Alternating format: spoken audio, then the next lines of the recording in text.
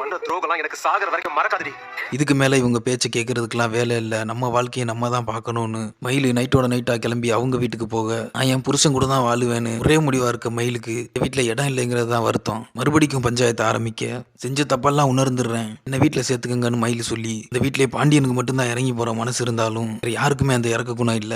அடிச்சு தள்ளி நடுவீதிக்கு கொண்டு போய் கோவத்துல சரவணன், இதுக்கு மேல நீங்க இங்க நின்னு ஒப்பாரி வச்சீங்கன்னா மயில் குடும்பம் தான் காரணம்னு சொல்லி எழுதி வச்சுட்டு தூக்குல தூங்கிடுவேன்னு சரவணன் மிரட்ட, மரியாதை எனக்கு டிவோர்ஸ் கொடுத்துட்டு வாழ்க்கையை விட்டு போய் தொலைன, டைவர்ஸ் எல்லாம் கொடுக்க முடியாது, உங்களை போலீஸ் ஸ்டேஷனுக்கும் கோர்ட்டுக்கும் அலைய விடுறனா இல்லையான்னு பாருன்னு மயிலோட அம்மா ரொம்பவே ஸ்ட்ராங்கா இருக்கா. என் பொண்ணு வாழ்க்கை நடுத்தெருல இருக்கு, நீங்க மட்டும் எப்படி நிம்மதியா வாழ்ந்துருவீங்க, உங்க குடும்பத்தை ரெண்டாக்கி உங்களை நடுத்தருக்கு வர விட்டு உங்க சொத்து பத்தெல்லாம் நஷ்ட ஈடுக்கு கேட்க தான் போறேன், அதுக்கெல்லாம் தயாராகிக்கங்கன்னு மயிலோட ஃபேமிலி எச்சரிக்க. கடுப்பான கோமதி, இதுக்காக தானடி இந்த ஒன்றும் இல்லாதவளை எங்க வீட்டில் மருமகளா கட்டி கொடுத்த, சுத்தி வளைச்சு உன் புத்தி எங்க வீட்டு சொத்துக்கு தானே வருது, நீயே இவ்வளோ யோசிக்கும் போது நாங்க என்ன பண்றோன்றத பாருன்னு டிவோர்ஸ் கொடுக்குற முடிவுல பாண்டியன் ஸ்டோர்ஸ்